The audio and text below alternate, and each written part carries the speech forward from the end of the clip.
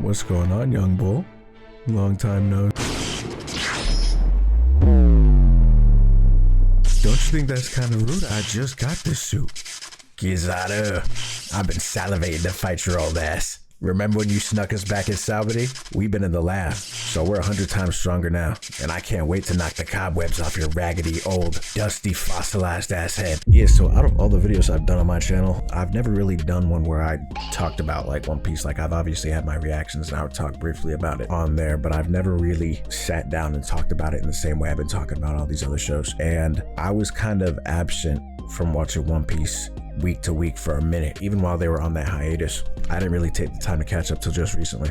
And the last couple episodes up until recently reminded me why this is the greatest piece of fiction to ever touch God's green earth. Because we started 11:25 with Kizaru pulling right up on Sentamaru's block. But he stomped that right foot down and he was standing on his shit. And I could see why he happily resides on Egghead considering his geometry and anatomy. I feel like it gives his powers a bit of an amp. And these two had a little good scuffle, I'm not gonna lie. And you could tell that Kizaru back in his prime, he had a roster of at least 10. Because the way he operates is very Sung Jin-woo-esque, where it was like he didn't want to get a scratch on his clothing. And before we get into their little one-on-one, I did just want to mention really quick that the Vice Admirals were also pulling up on the island, defeating these sea beasts, and I don't really care about them. I just want to mention one, this gentleman right here with the head, which has a similar consistency and shape to a doo-doo I took earlier, ripples, creases, and all. And number two, I just wanted to mention this other Vice Admiral who looks like a girl you probably find working at either Hot Topic, Zoomies, or the Van store, who dress in a somewhat intimidating way, but when you get to know them, they're one of the nicest people ever, but they can still pack a punch. I feel like this is exactly who this woman is.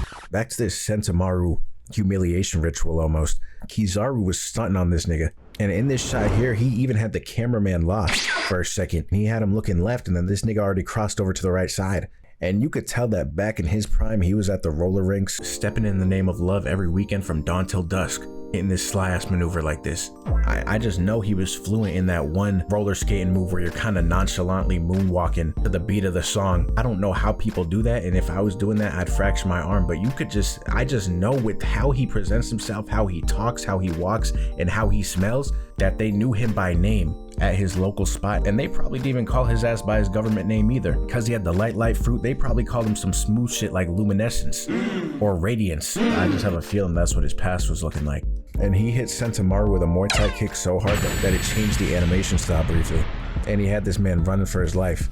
And I really forget how formidable Sentamaru is, because we haven't really seen him like that since Sabaody. Even though Kizaru clearly outmatches him, you can see what he could bring to the game, and he was still kind of hanging with him for what it's worth. But no, so we learned the backstory of Sentamaru and Kizaru and the reason why he calls him uncle and stuff like that. And it looks like Kizaru used to be a nice guy before he got corrupted by the higher ups of the world. And we see him reminiscing mid-battle as Sentamaru's charging up a mean-ass 5-star, and we see him bang his ass with that sumo strike and blood kind of splatters, so I'm thinking he got a hit off on him. But we see he blocked it with his hand because, again, you know how he is. He cannot get a scratch on those Versace sunglasses or else all hell's gonna break loose. And he special beam cannons him point blank. But after he shoots a hole through Sentamaru's 3-layer cake, we see Vegapunk and everyone else back at home base trying to get through York's 2-factor authentication. And we see Rob Lucci here. I already knew this was a red flag. I don't know why they didn't have this nigga hogtied or something, because you could see it in his face that he was plotting some diabolical shit. And as soon as he caught a whiff of Kizaru's Versace cologne coming in hot, he interrupted Stussy's tea time, which is already a crime in itself. That's like 5 years behind bars at least.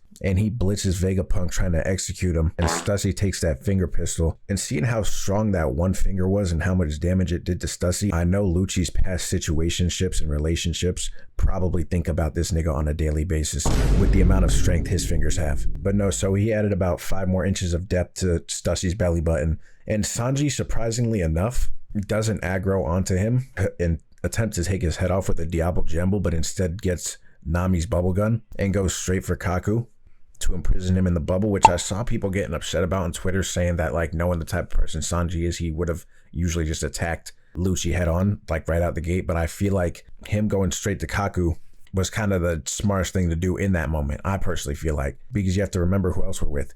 The man who wields 3 swords, but if he's feeling freaky one day, make that shit 4. And he's straight on time and blitzes that nigga. So you got some backup coming in, you think you could act all hard now. That was some pussy ass shit, nigga, and you know it.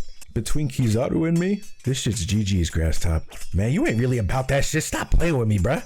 And we see Zoro somehow thrusting forward through the wall, and then he took their shit outside where they had the space to actually run a proper one-on-one, so we'll be seeing that soon enough. But I'm gonna be honest, as subtle as this shit was, this may have been one of Luffy's best moments, at least post-time skip. Because Kizaru saw that robot strutting away, and he's taking aim. And it's like, once I saw the focus on Bonnie and Frankie talking about, oh, there's Kizaru, I already knew this nigga Luffy was airborne. And seeing him not say a word, and him passing by the camera with a smile on his face, you could see it for a second. And hear this nigga Kizaru talk, and he's like, long time no see. And then you just hear the OST cut out straight to Luffy speed blitzing him, hitting the kick so fast that I think Kizaru was deadass trying to escape here, but it was too quick for even him to react to. You could tell Luffy's been charging this shit up from the day this nigga was talking his shit on Saturday. Like the way he said Kizaru and the smile to it, like he has many, like Luffy has a couple different smiles, and this looks like the smile of someone who's been waiting for this exact moment. He deadass kept receipts about the shit. So I mean, after that happened, I thought we were coming into this next episode and that this was gonna be like a fight of the year type of thing,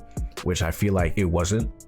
But I do feel like next week, when the next episode comes out, the preview for that was looking good. Because we came into this episode with a lot of Kuma backstory, and how after he got rescued from the Revolutionary Army, he kind of got out of his confines and then sent his ass back to Mary Joy, had an altercation with the Kainu, and then sent himself flying again to who knows where. I'm assuming that he's going to Egghead. I feel like that would be the only logical answer. Like, I feel like maybe something snapped in his head and he got a sense of himself back or something like that. But that aside, we get back to Luffy and Kizaru, and we see Luffy and Snake Man for the first time since his boxing match with Katakuri. And he's just letting it unload on this geezer, as he should. Like, obviously this isn't his trump card, but he just has to show him what he's been working with these last couple of years. Because again, it's like Kizaru is the type of dude that still thinks a post fade is the most effective way to score the basketball. But this is the next generation, and we're shooting threes from every wooden plank from behind the arc. It doesn't matter where. And Luffy paid homage to Kobe here, and he hit a Gumma Gum Black Mamba. And I'm gonna be honest, I don't know how the fuck this nigga Kizaru was so durable. Like, we see him getting bombarded, and I guess he's doing his light refracting glass defensive technique, I don't know,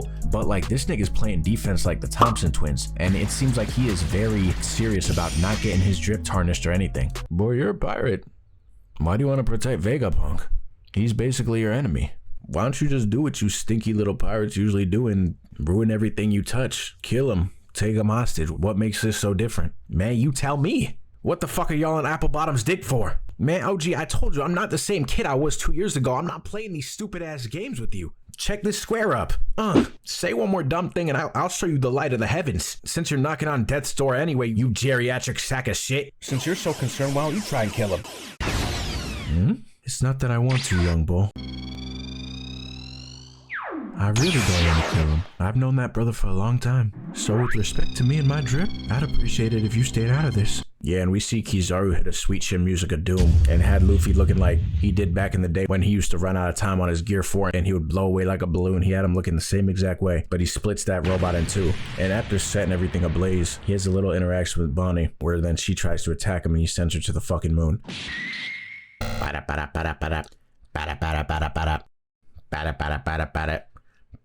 Hello, control room? Frankie, are you okay? I just heard a big explosion over there just now, homeboy. You good? Usopp! Is everyone all good? Yeah. Oh, thank goodness. He's not there yet. What do you mean? Who's not here yet? Got it! The deactivation code with the two-factor authentication for the defense system is cracked! See how we did it! Hey York, fuck you, you trifling ass bitch! Betraying ass hoe! That password defense shit you tried on us, Vega stunk. How about that? Hey, Usopp! Lock in, bro. Are you listening to me? There's no time to spare. My fault, Frank. What's the matter? Frankie couldn't. We could deactivate the barrier at any time. Just let me know. We got the green light. This shit's a lock. Nothing could really stop us now. Like, I just cracked the code. I'm really like that. I know I already knew I was the world's best scientist, but this is just another section of my resume. I'm really like that, Frank. But that aside, you moved the Vega Force 01 and the ship to the backside like I told you? Well, no, because it doesn't matter. Just y'all get out of there, please. Yada does it. This looking like this shit is GG's. Vegapunk. But no, yeah, so we see Kizaru pull up, has Usopp fainting, Stussy's on life support with Chopper.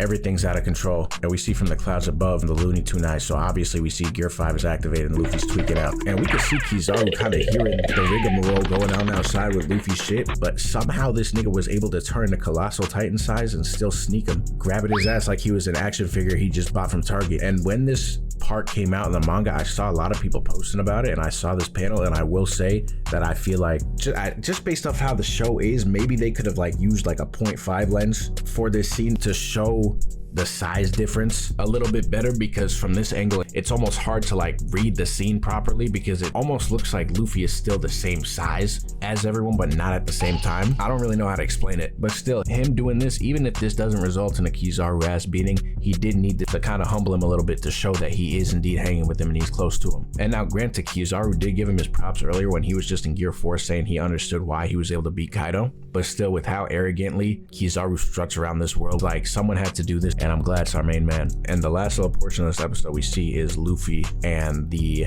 giant robot that's kind of in the ruins on Egghead. It was kind of transitioning back and forth between them, where at the end we see his eyes lighten up. So when I was watching, I was assuming it was maybe similar to how like Zunisha could kind of sense that Joy Boy has returned. I feel like this is also a relic from that era, and then since they just destroyed that robot, maybe they'll now use that to transport the ship. I feel like that kind of makes sense now I'm talking about it and saying the shit out loud. But no, I mean, those were 2 really good episodes, and the preview for next week looks like it's going to be that really thin lined animation, and that they're actually going to box in that. We're going to see some Zoro and Lucci action too. So I mean, I think this is going to be a good little week. So next week I may have to bring the suit out again.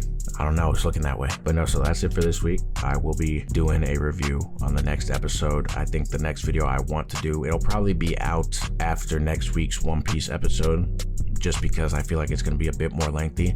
But I'm going to do a Devil May Cry video based on the anime, and I was thinking of maybe starting that game on the second channel, but I also need to start God of War 2, so I plan on doing both of those. Maybe I'll stream them or do something around those lines. And in regards to the Fire Force videos, I think I'm gonna take a little break on those for the moment, just because the season, while it is not slow, I feel like the climax of the season has to be built up a little bit too. So when we are getting closer to those points, I'll continue doing those videos again.